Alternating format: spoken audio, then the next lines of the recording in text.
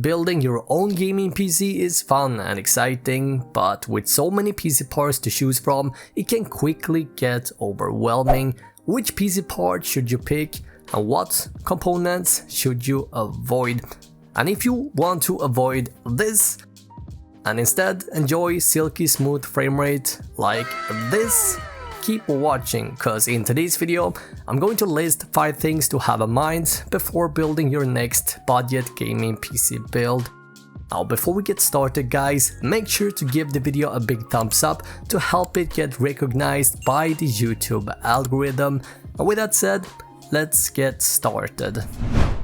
So number 1 on the list of things to have in mind when building your next gaming PC is to be mindful of the GPU you select.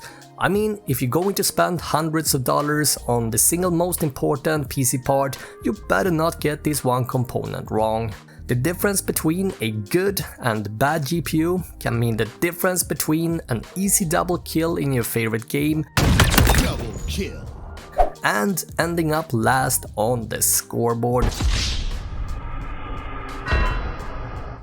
In all seriousness though, shipping out on the graphics card often results in poor frame rate as a result, so it is important to pick the right GPU for your system. Now for example, let's say you're sitting on a few years old gaming PC and you decide to buy the RX 6500 XT from AMD, and this is a pretty decent GPU if it's paired up with a modern platform that supports PCIe 4.0. Now currently this GPU is selling below MSRP, and so naturally, this sounds like a pretty good deal. Now unfortunately, if your system is a few years old, chances are your PC only supports PCIe 3.0, and that is a problem for the RX 6500 XT, as it is heavily crippled at PCIe 3.0 and can only utilize 4 PCIe lanes. This will vastly reduce the performance for this GPU. Now, if you would have bought the RTX 3050 or the RX 6600 on the other hand, you would have been all good. Now, another mistake I see people make is not building a system with balanced specifications.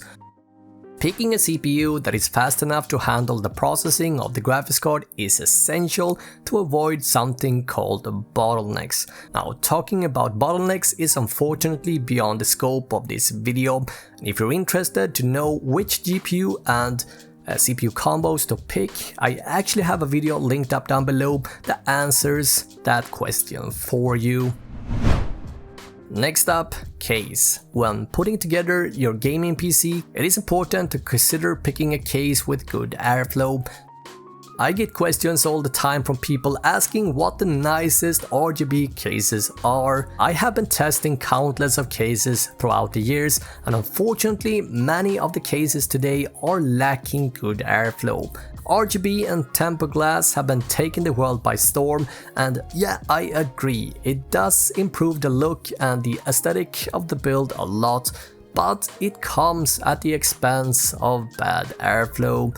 Putting a massive tempered glass side panel at the front will definitely impact the temperatures of the GPU to the worst. So the next time you build a gaming PC, first look up reviews and also ask yourself, although this case is nice looking, could it possibly fry my GPU? If the answer is maybe, keep on looking. Now generally cases with a perforated front and at least 2 to 3 fans tend to offer more than enough airflow. And when it comes to temperatures, generally GPUs are pretty resilient and can be run fairly high without taking any damage. Now most Nvidia based GPUs for example have a max ceiling of about 98C before they start throttling down. CPUs on the other hand are generally a little bit more sensitive, so always be mindful of the case airflow, especially if you build a gaming system with slightly more powerful components. let's talk about the mother of all boards. Now, picking the right motherboard is often challenging as there are so many to choose from and most offers similar features. Furthermore, as the motherboard doesn't really impact the frame rate directly, it can be tempting to cheap out on the motherboard and use that extra pile of cash on the GPU, which is something that I typically recommend. However, there are a few things you should always keep at the back of your head. Now, most motherboards comes with 4 DIMM slots, but if the motherboard only has 2, it means that you can only install 2 RAM sticks in total, and you won't be able to upgrade the system in the future unless you buy a new kit with higher capacity. Picking up a motherboard that has 4, and you do have the option of popping in another 2 later down the road. Another mistake I see some people make is picking a board that completely lacks any heatsink over the voltage regulators or the VRMs.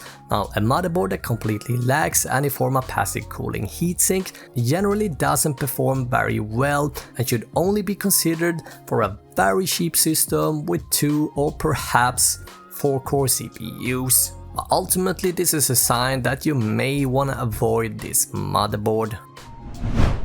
Now, speaking of the CPU, this shouldn't come as a surprise to anyone, but picking up the right one is essential for a fast and snappy gaming PC. Now, as a rule of thumb, if your goal is to build a high performance budget gaming PC, you should aim for a processor with at least 6 cores and 6 threads. But yeah, 12 threads is obviously even better. 2 and 4-core CPUs have for the past year more or less been considered obsolete. And if you look up game requirements for most games in 2022, you will see that 2-core CPUs are not even talked about. So yeah, you should not even consider it. Now, poor CPU performance often results in poor 1% lows, and you can definitely notice this when gaming with random freezes and small hiccups as a result. Now again, picking up a CPU fast enough for the GPU should always be your goal, and if you're interested, I have a video linked up down below that covers the best CPUs and GPU combos. On place number 5, we find RAM and storage. Now, if your goal is to be able to game on your PC for a foreseeable future, you want to aim for at least 16 GB of RAM. You want to pick up a dual channel kit rather than picking up one with only 1 stick.